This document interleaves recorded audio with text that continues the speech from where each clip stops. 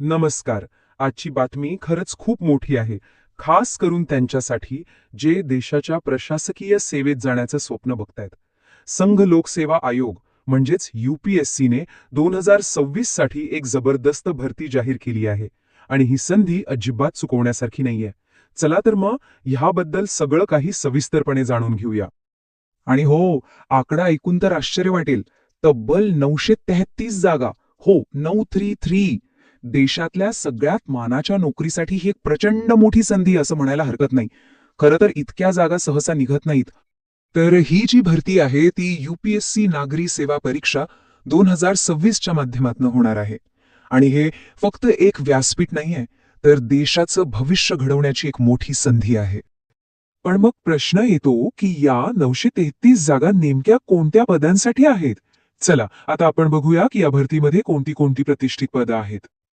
हे बघा, ही फक्त पदं नाहीत, तर अनेकांची स्वप्न आहेत. यामध्ये भारतीय प्रशासकीय सेवा म्हणजे IAS, भारतीय पोलीस सेवा म्हणजे IPS आणि भारतीय परराष्ट्र सेवा म्हणजे IFS यांसारख्या सर्वोच्च सेवांचा समावेश आहे.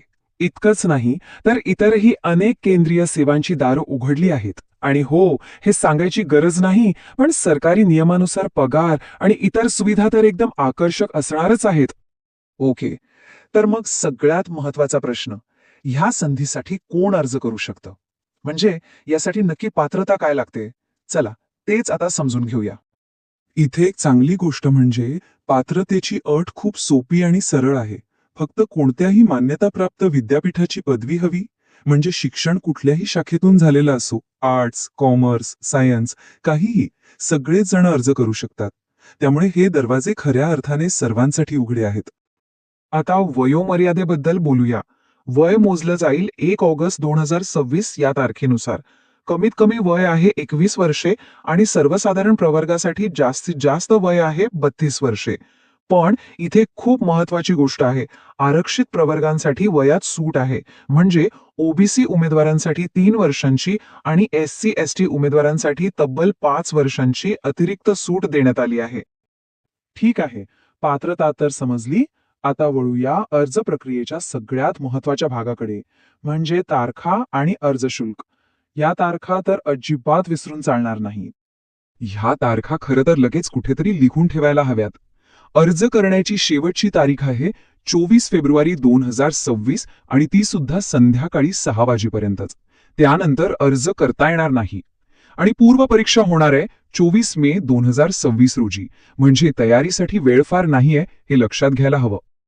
अर्ज शुल्काबद्दल बोलायचं झालं तर ती रचना अशी आहे की जास्तीत जास्त लोकांना संधी मिळावी. सर्वसाधारण आणि OBC उमेदवारांसाठी शुल्क आहे फक्त 100 रुपये.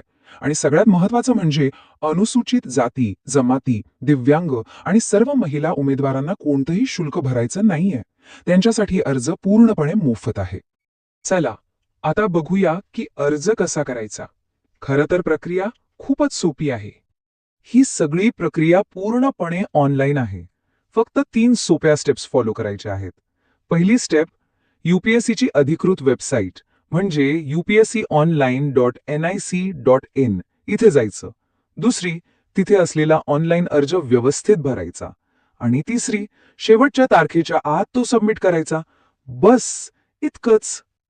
आणि हो, एक सगळ्यात महत्वाची सूचना किंबहुना एक कळकळीचा सल्ला, अर्ज भरण्याच्या घाईत upsc.gov.in या अधिकृत वेबसाईटवर जाऊन मूळ जाहिरात वाचायला विसरू नका. ती एकदा काळजीपूर्वक वाचा. प्रत्येक छोटा मोठा नियम आणि माहिती समजून घ्या, म्हणजे अर्ज भरताना कोणतीही चूक होणार नाही.